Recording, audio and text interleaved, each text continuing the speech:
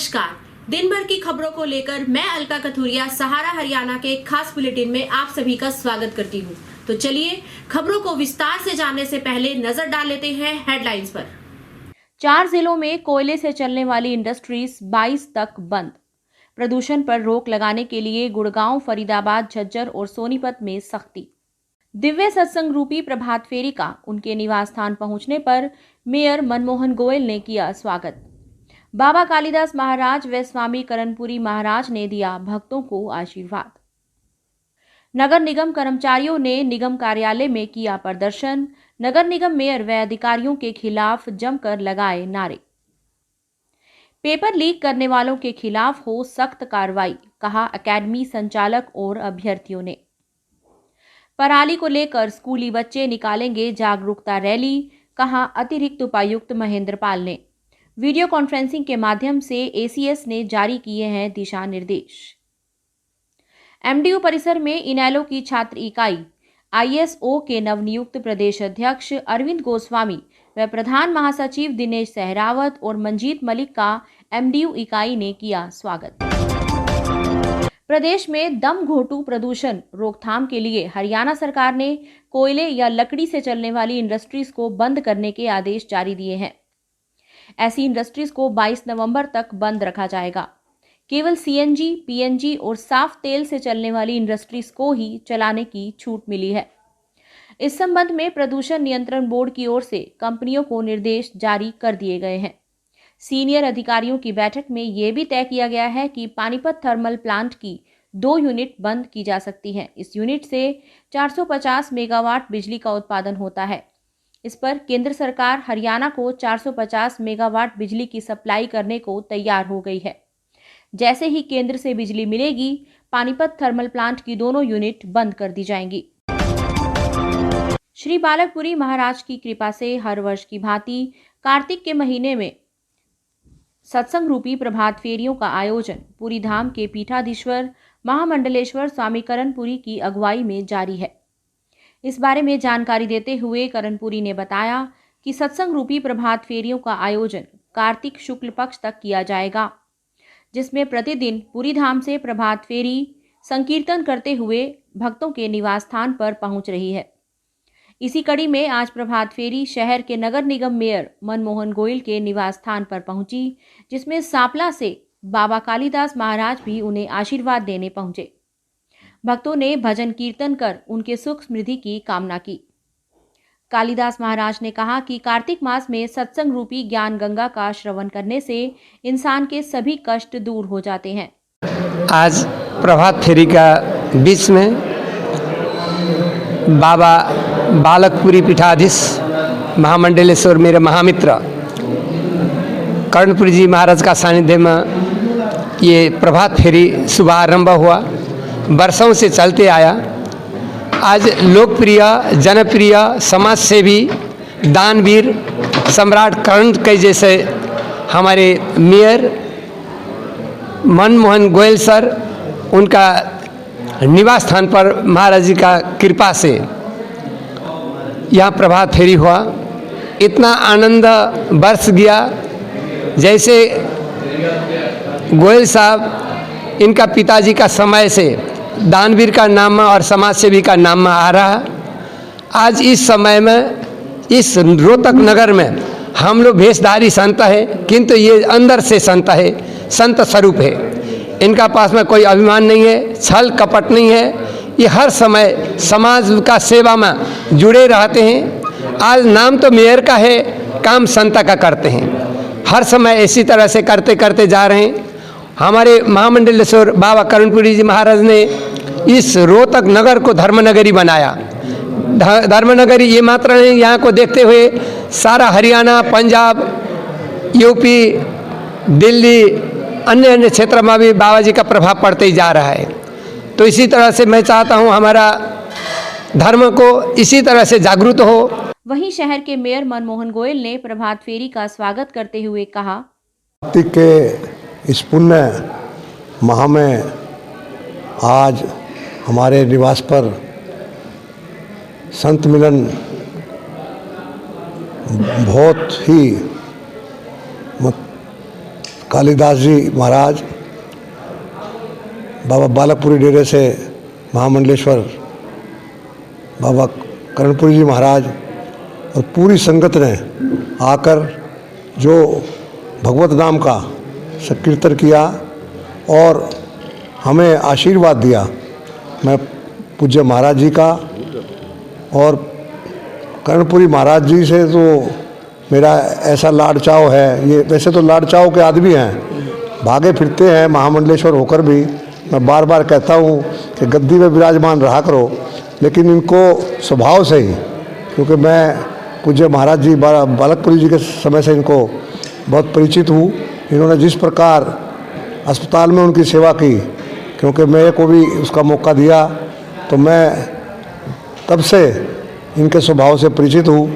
इन्होंने जिस प्रकार रोहतक शहर में धर्म के लिए जो अलग जगाई है, उसके लिए मैं दोनों संतों की बहुत बहुत नतमस्तक होते हुए प्रणाम करता हूँ कि आप इसी प्रकार हम सब धर्म अनुरागी माताओं को, बहनों को, सभी साथियों को आप अपना आशीर्वाद देते रहें और हमारा धर्म जो सनातन धर्म हजारों साल से जनमानस की सेवा कर रहा है, वो इसी तरह करती रहे। प्रभात फेरी के बारे में विस्तृत जानकारी देते हुए महामंडलेश्वर बाबा कर्णपुरी ने बताया। ओम नमो नारायण। श्री सतगुरुदेव स्वामी बालकपुरी महाराज जी की असीम कृपा से पूरे कार्तिक माह के महीने के अंदर सुबह प्रभात वेला के अंदर ये प्रभात फेरी सभी मेरी माताएं, बहनें, भाई बंधु सभी एक हरि नाम कीर्तन करते हुए हर गली, हर मोहल्ले, जो भी जहाँ पे जिस भी श्रद्धा के अनुसार जो बुलाएगा वहाँ पे हरि नाम कीर्तन करके आए। और आज हमारे रोहतक शहर की मेहर माननीय मनमोहन गोयल जी के ग्रह पर प्रभात फेरी भी आई और सभी ने यहाँ पे आकर हरि नाम कीर्तन किया। और आज बहुत ही मन गदगद हुआ। कल भी गदगद हुआ था। कल भी पूजे चरण प्रातः समन्वय संध्या वंदनीय स्वामी कालिदास महाराज जी ने यहाँ पे आके आशीर्वाद दिया। यहाँ पे 4 चांद और लग गए। इसी तरह पावन आशीर्वाद महाराज जी का बना रहे, सभी संगत खुश रहे, सभी निरोगी रहे, सभी स्वस्थ रहे, सभी को कार्तिक माह की बहुत बहुत शुभकामनाएं।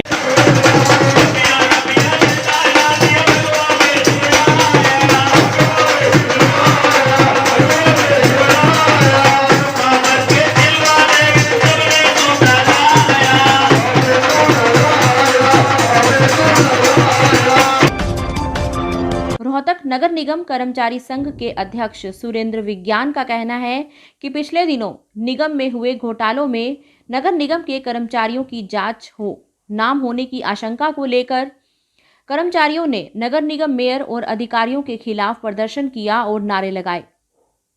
नगर निगम यूनियन के प्रधान संजय बिडलान ने कहा कि निगम में पिछले दिनों हुए घोटाले की जांच में अधिकारियों की बजाय कर्मचारियों के नाम शामिल होने की बात पर तमाम कर्मचारियों में रोष है। उन्होंने कहा कि कर्मचारियों पर किसी तरह की आंच आई तो नगर निगम कर्मचारी कोई भी आंदोलन कर सकते हैं और जब तक कर्मचारियों को न्याय नहीं मिलेगा तब तक हर रोज नगर निगम कार्यालय में कर्मचारियों का प्रदर्शन जारी रहेगा। कर्मचारी एकता जिंदाबाद जिंदाबाद जिंदाबाद।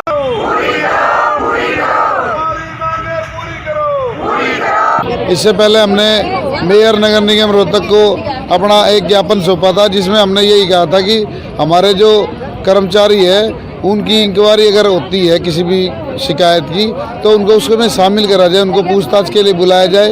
क्योंकि मैं हर बार यही बयान देता हूँ कि किसी भी कर्मचारी को कोई सजा दी जाती है या किसी भी व्यक्ति को सजा दी जाती है तो उसका दोष बताया जाता है। हमारे कर्मचारी को अपना दोष ही नहीं पता है और हमारे कर्मचारी की एफआईआर दर्ज करवाने की या ऊपरी स्तर पर जांच करवाने की बात करते हैं। रोज़ तरह तरह के बयान प्रकाशित करते हैं, कभी पार्षद करते हैं, कभी मेयर साहब करते हैं। तो हमारी नगर पालिका कर्मचारी संघ हरियाणा यही आग्रह करती है नगर रोहतक प्रशासन से कि निष्पक्ष जांच और हम कर्मचारी को शामिल करा जाए। विभिन्न एजुकेशन अकेडमीज में जॉब के लिए अलग अलग कंपटीशन की तैयारी कर रहे युवाओं का कहना है कि फॉर्म भरने से लेकर एग्जाम देने तक उनका काफ़ी रुपया खर्च होता है और उसके बाद भी पेपर लीक हो जाते हैं तो कभी पेपर कैंसिल हो जाते हैं, जिससे उनका आर्थिक रूप से काफ़ी नुकसान होता है और उनकी उम्र भी निकल रही है, जिससे युवाओं को काफ़ी दिक्कत होती है। उनका कहना है कि सरकार को पेपर लीक करने वालों के खिलाफ सख्त कार्रवाई करनी चाहिए। जो एग्ज़ाम होते हैं उनका पैटर्न सेट करके उचित समय में पेपर लेना चाहिए ताकि बच्चों का भविष्य उज्जवल हो। साथ ही उन्होंने कहा कि पेपर लीक करने वालों के खिलाफ सरकार को सख्त कानून बनाने चाहिए ताकि कोई भी इस तरह का कदम ना उठाए। सर मेरा नाम दीपांशु है, मैं एमएसएम एकेडमी का स्टूडेंट हूँ। मैं लास्ट मतलब 1 साल से यहाँ पे कोचिंग लेता हूँ। मेरा लास्ट ईयर एग्ज़ाम था एयरफोर्स का। मुझे मतलब एज की जो थी उसका मोस्ट इशू होता है एग्ज़ाम्स में, जो रिज़ल्ट होता है वो टाइम से नहीं आ पा रहा है सर। जो मतलब इसमें आने जाने में हमारा खर्चा होता है वो हम अफोर्ड नहीं कर पाते हैं, वहाँ पे जाके रूम्स लेने पड़ते हैं। पेरेंट्स हमें इतनी दूर छोड़ते हैं, हम घर से बाहर रहते हैं, लाखों में हमारा खर्चा होता है सर। एकेडमी की फ़ीस होती है, हमारा बाहर का और खर्चा हो जाता है सर, वो भी बहुत महंगा होता है। इसमें हमें बहुत प्रॉब्लम हो रही है सर। या तो जो रिजल्ट वगैरह आता है सर वो टाइम से दे, अगर वो टाइम से नहीं आ पा रहा है सर तो उसे मतलब ऐसा करे कि अगर जो बच्चा जिसकी एज निकल रही है उसको टाइम और ज़्यादा मिल सके। और सर जैसे पेपर वगैरह आउट हो जाते हैं सर, इनको जो अफोर्ड मतलब करते हैं सर वो उसको कैंसिल करे या फिर। मुझे सबसे बड़ी प्रॉब्लम आ रही है सिलेबस की। कोई सिलेबस डिफाइन नहीं होता किसी में। अगर हरियाणा का एग्ज़ाम दे रहा है तो हरियाणा रिलेटेड क्वेश्चन कुछ एग्ज़ाम्स में तो आ जाते हैं, कुछ में नहीं आते हैं। सबसे बड़ी प्रॉब्लम यही होती है कि सिलेबस डिफाइन नहीं है। और फिर फाइनेंशियली लॉस भी होता है। अगर मेरा लास्ट टाइम एग्ज़ाम हुआ था HSC ग्राम सचिव का, जो कि भिवानी मेरा सेंटर आया था, मैं यहाँ से गाड़ी करके लेके गई थी, मुझे फाइनेंशियली लॉस भी होता है। फिर वहाँ पे जाने के बाद चीटिंग केस में मतलब पेपर कैंसिल हो गया था, जिसकी वजह से मतलब बहुत लॉस हुआ। फिर उसके 1 साल बाद ही लास्ट दिसंबर में हुआ था और इस बार भी दिसंबर में ही है एग्ज़ाम। पूरा 1 ईयर का गैप दे दिया। अगर एग्ज़ाम कैंसिल होता है तो कुछ टाइम बाद ही एग्ज़ाम दोबारा ले लेना चाहिए। मेरा नाम पिंकी है, मैं AMS एकेडमी में पढ़ती हूँ और मैं सोनीपत से हूँ। मैंने दिल्ली पुलिस का एग्ज़ाम दिया था, वहाँ पे देखा कि साइड में ही चीटिंग चल रही है, जिससे हमें डिमोटिवेशन मिलता है और जिससे हम भी मतलब हमारे हाथ पैर भी फूल जाते हैं कि कई बार हमें लगता है कि अगर हम भी सोचते हैं कि काश हमारा भी हो जाए, लेकिन होता नहीं है। क्योंकि जो बंदा हम पढ़ते हैं डे बाय डे करते हैं, लेकिन उसकी जो हमें जिस चीज़ का लिए हमें स्टिमुलस नहीं मिलता है उस चीज़ के लिए, तो हमें प्रॉब्लम बहुत ज़्यादा दिक्कत हो जाती है। हेलो सर एवरीवन, मैं AMS एकेडमी में फैकल्टी हूँ। मैं यहाँ पे हरियाणा जी के और आपके करंट अफेयर्स के टॉपिक्स पढ़ाता हूँ। देखिए ये बात बिल्कुल ठीक है, जब मैं स्टूडेंट था तो भी ये दिक्कत हमें फेस करनी पड़ती थी, चाहे गवर्नमेंट कांग्रेस की हो चाहे BJP की हो, उससे कोई फ़र्क नहीं पड़ता। अभी हम बच्चों को पढ़ाते तो हमें ये चीज़ देखने को मिलती है कि बच्चों ने अभी जैसे कांस्टेबल का एग्ज़ाम दिया था तो उसमें बच्चों को इश्यूज़ आए थे। अब बच्चों का पेपर कैंसिल कर दिया, बच्चे काफ़ी दूर गए थे और उन्होंने पढ़ाई की। एक तो सिलेबस पैटर्न फिक्स नहीं है तो ये बच्चों को इश्यूज़ फेस करने पड़ते हैं। इसके साथ साथ जो दिक्कत आती है, पेपर कैंसिल हो गया, पेपर कैंसिल होने के बाद आपका कोई प्रॉपर टाइम नहीं है कि विदिन 3 मंथ्स आपका पेपर दोबारा रिपीट होगा या 1 साल में होगा। तो जैसे अभी बच्चों ने बताया कि ग्राम सचिव का पेपर 1 साल के बाद कंडक्ट कर रहे हैं, कांस्टेबल का अगर वो सेंटर लीक करके एक सेंटर लीक करता है उसकी वजह से पूरा पेपर कैंसिल कर देते हैं, वो भी एक अपने आप में इशू है। तो ये सॉल्यूशंस गवर्नमेंट को करने चाहिए कि भाई बच्चों को एक तो सेंटर दूर ना अलॉट किया जाए। अगर किसी गलती की वजह से या वो बच्चों के एंड से गलती हो या किसी और इंसान ने पेपर लीक कराया हो, एक्शन आपको स्ट्रिक्ट लेने चाहिए। अतिरिक्त उपायुक्त महेंद्र पाल ने कहा है कि राज्य सरकार के निर्देशानुसार जिले के सभी गांव में पराली प्रबंधन को लेकर जागरूकता कार्यक्रम किए जाएंगे। उन्होंने बताया कि कृषि कल्याण विभाग की अतिरिक्त मुख्य सचिव सुमिता मिश्रा ने वीडियो कॉन्फ्रेंसिंग के माध्यम से इस संबंध में निर्देश जारी किए हैं। महेंद्र पाल ने कहा कि आदेशों की अनुपालना में 18 नवंबर को सभी गांव में पराली प्रबंधन के लिए स्कूली बच्चों द्वारा जागरूकता रैली की जाएगी। पराली प्रबंधन को लेकर राज्य सरकार द्वारा योजनाएं लागू की गई हैं। इसके साथ ही उन्होंने कहा कि पराली जलाने से भूमि की उपजाऊ शक्ति भी समाप्त हो जाती है और वायु प्रदूषण का स्तर भी बढ़ जाता है, जो मानव के लिए काफ़ी हानिकारक है। वीडियो कॉन्फ्रेंसिंग में कृषि विभाग के उप निदेशक डॉक्टर इंदर सिंह, राकेश, विनोद हुड्डा, रविंद्र कुमार और विजय कुमार आदि मौजूद रहे।